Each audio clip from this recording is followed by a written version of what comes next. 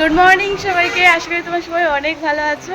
কালকে ব্লগে তোমরা দেখেছিলে যে আমরা এসেছি বকখালি ঘুরতে। তো এখনও রয়েছি, আমরা আজ থাকবো সমুদ্রে স্নান করতে যাবো।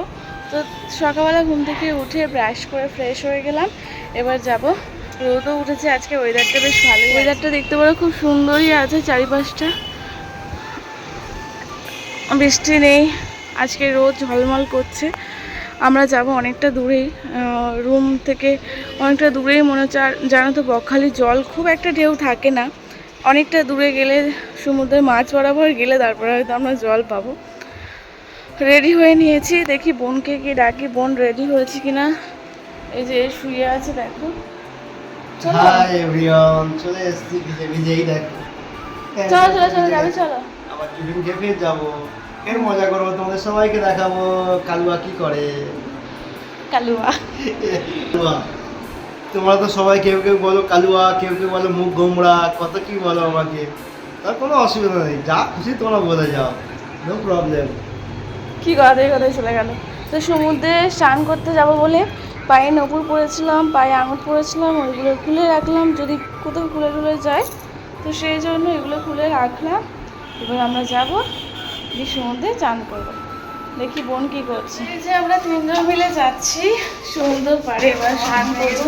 ফোন টোন নিয়েই যাচ্ছি, টিফিনটাকে খাবো, সকালে টিফিন করে একেবারে যাবো, একটু সময় ধরে থাকবো বলে আমরা। এই জিনিসটা বুঝছো, আমাদের সেই চারতলার ওপরে রুমটা ভেঙে যেতে যেতে সময় লেগে যাচ্ছে।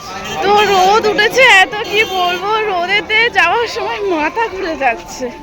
মাথায় তাই গামছাটা দিয়ে দিলাম, আমার বর নিয়েছিল সেটাই নিয়ে নিয়েছে, নিয়ে আর এই হাঁটতে হাঁটতে যাচ্ছে, সবাই মিলে এক এক করে আসছে।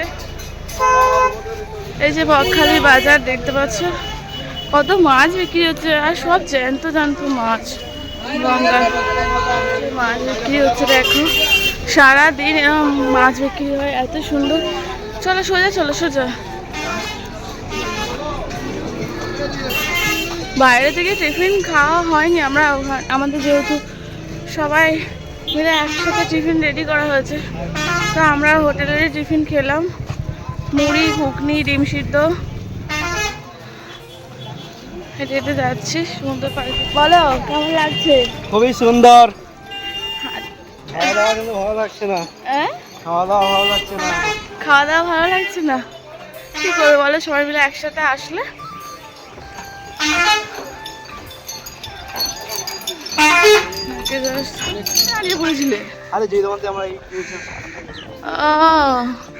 এই যে আমরা ব্রিজের কাছে চলে এসেছি, এখানে এখানে এই কয়েকটা দোকান আছে।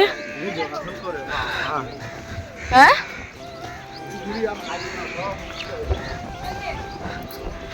এসে গেছি আমরা ব্রিজের সামনে, চলে এলাম আমরা। কি গরম হচ্ছিল, এবারে কি সুন্দর ঠান্ডা হাওয়া দিচ্ছে, মজাই মজা। একবার এসেছিলাম সকাল হতে, তখন জলটা অনেক অনেক দূরে ছিল, তো এখন অনেকটা কাছে এসেছে। অনেক ছিল না, অত দূরে অত কাছে ছিল না, মোটেও না। সে তাড়াতাড়ি করে যাচ্ছে দেখো না। হ্যাঁ, ও বলছে আমি আর অপেক্ষা করতে পারছি না, কখন যাবো। কি বলছো? ঘর বাঁধতে হবে। হ্যাঁ, একটা গান করো। করো করো না, ভিডিও করছি, গান করো, একটা গান করো, একটা গান করো তাড়াতাড়ি শুনি আমরা। গান করো না, তুমি ধরো তো গানটা, ধরো এই গান ধরো। তোমার আমার ভালোবাসা, স্বপ্ন ভরা এই আশা। এবার তুমি, এবার তোমার তোমার তোমার সুর টানবে। তুমি তুমি কোন দিকে না, সুর দাও। ওই লাইন দেবো। এই সুকর না, তুই কর এবারে, ওই লাইন থেকে হয়ে গেলে বলছে করবি তো একটা কিছু। এই চিটিং হয়ে গেল, দেখো তোমার প্রতি, দেখো তুমি কিছু বলো তোমার শালিকে। আনন্দ করো, এনজয়। রাগ করে না, কি দেখাবে দেখাও, দেখো আমাকে দেখেছে। তোদের সত্যি কোনো দায়িত্ব নেই, একটা মানুষকে বসিয়ে তোরা দিও না, আসছি আসছি, এখানে এসে ভিডিও করে যাবে না তোদের। হ্যাঁ ঘুমিয়ে আছিস নাও, দেখি দাও। এই দেখো কি ধরেছে, মরে গেল। কি করে ধরলে তুমি ওটা? 10-20 মিনিট বসে তাও দিয়েছি। দেখো কাকড়া ধরেছিল, সেটা মারা গেছে বলে রাগ করছে। জানতে আছে জানতে আছে জানতে আছে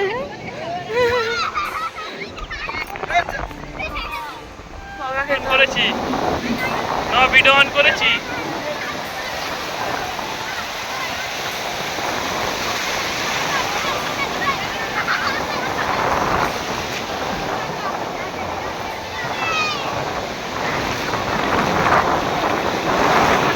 সমুদ্র জলে প্রায় আমরা 4 ঘন্টা ছিলাম। সবাই চলে এসে প্রোগ্রাম শুনছিল, অনেক কিছু প্র্যাকটিস করছিল। আর যেটা আমরা সমুদ্র জলে গিয়ে স্নান করে সময় কাটিয়ে দিয়েছি। 4 ঘন্টার পরে দেখতে পারো আমাদের চোখ মুখের কী অবস্থা। এসে খাওয়া দাওয়া করলাম একসাথে বসে, এবার প্রোগ্রাম শুনছি মন প্রাণ দিয়ে। দুদিন যেহেতু আমরা এসেছি প্রোগ্রামের জন্যই বিশেষ করে, তাই আমরা একটু প্রোগ্রামও শোনার সাথে সাথে একটু ঘুরেও নিলাম নিয়ে এবার বসে বসে প্রোগ্রাম শুনছি। প্রোগ্রাম শেষে আমরা বিকেলবেলা সবাই মিলে এক জায়গায় হয়ে একটু গল্প করছিলাম বিজনেসের বিষয়ে, প্রোডাক্টটা কিভাবে কি হয় সেই সব বিষয়ে সিনিয়রদের কাছ থেকে জানছিলাম। সবাই মিলে কফি খাচ্ছিলাম, কফির সাথে পকোড়া দিয়েছিল। বসে খাওয়া দাওয়া আড্ডা গল্প এইভাবেই সন্ধ্যেটা আমাদের কাটছে। আর সত্যি বলতে আমরা 4 ঘন্টা যে জলে ছিলাম আমাদের অনেকটাই ক্লান্ত মনে হচ্ছে, শরীরটা খুব দুর্বল মনে হচ্ছে। আর চোখ মুখের অবস্থা দেখতে পারো কী হয়েছে। একেই তো আমি কালো মানুষ, আবার এই 4 ঘন্টা সমুদ্র জলে, বিশেষ করে বকখালির জল প্রচণ্ড নোনা, তো সেই জলে থাকার পরে আমার চোখ মুখের অবস্থা আরও খারাপ হয়ে গেছিলো। সবাই মিলে ছবি তুলেছিলাম, আমি বোন আর আমার বর 3 জনে 3টে ছবি তুলেছিলাম। তারপর ফোনটা তো নিয়ে গেছিলাম প্রথম দিকে, ফোনটা আমি আবার পাঠিয়ে দিয়েছিলাম, যেহেতু আমরা জলে অনেকক্ষণ থাকবো ভেবেই নিয়েছিলাম। তাই আমরা কি করেছিলাম, ফোনটা 2-1টা ভিডিও বানিয়ে নিয়ে তোমাদেরকে শেয়ার করবো বলে পাঠিয়ে দিয়েছিলাম রুমেতে। তারপরে আমরা ওখানে যে ক্যামেরাম্যানরা থাকে ওনাদের কাছ থেকে 3টে ছবি তুলে দিয়েছিলাম, বকখালি এসে স্মৃতি বানিয়ে নিলাম।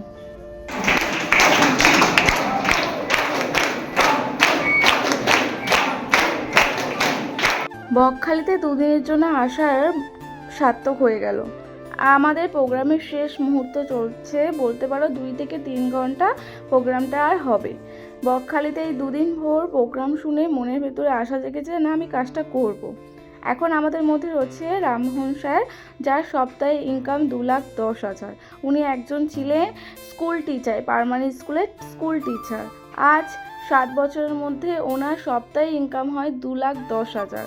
তো সেই অভিজ্ঞতা আমাদের সাথে শেয়ার করছিল। আর ওনার আন্ডারেই আমরা সবাই কাজ করছি, যারা টিসি এনটিসি এটিসি যারা আছে বড় বড় জায়গায় পজিশনে, তাদেরকে সবাইকে সম্মান দেওয়া হচ্ছে ফুলের মালা পরিয়ে ওনার সামনে। এর যে কত বড় একটা অভিজ্ঞতা, কত বড় যে পাওয়া জীবনে, সম্মানটাই মানুষের জীবনে মনে হয় শ্রেষ্ঠ উপহার, তাই না? আর একটা কাজ করে যদি আমরা সম্মান পাই, টাকা পাই, পরিবারকে ভালো রাখতে পারি, তাহলে তার থেকে তো বড় কিছু আর হয় না, তাই না?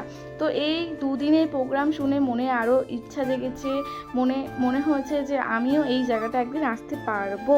প্রোগ্রামের শেষে আমাদের সবাইয়ের জড়তা কাটানোর জন্য সবাইকে একে একে নাচ গান এন্টারটেন করছেন আমাদের রামমোহন স্যার।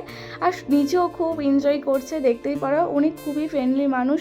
মনে হবে না যে ওনার মধ্যে কোনো এত বড় একটা পাওয়ার রয়েছে। সত্যি বলতে ওনাকে দেখে জীবনে অনেক বড় সাকসেস পাওয়া যাবে। ওনার যদি একবার প্রোগ্রাম শোনো না, তোমার মন ছুঁয়ে যাবে যে না কোনো কাজ আমাকে করতেই হবে। আমি তো একটা এলোমেলো একটা ভাব, আমি এই করি তো সেই করি এরকম একটা ভাব, কিন্তু ওনার কথাগুলো শুনে আমার জীবনে একটা টার্গেট আমাকে নিতেই হবে। এই অভিজ্ঞতা ছিল আমার বকখালি এসে।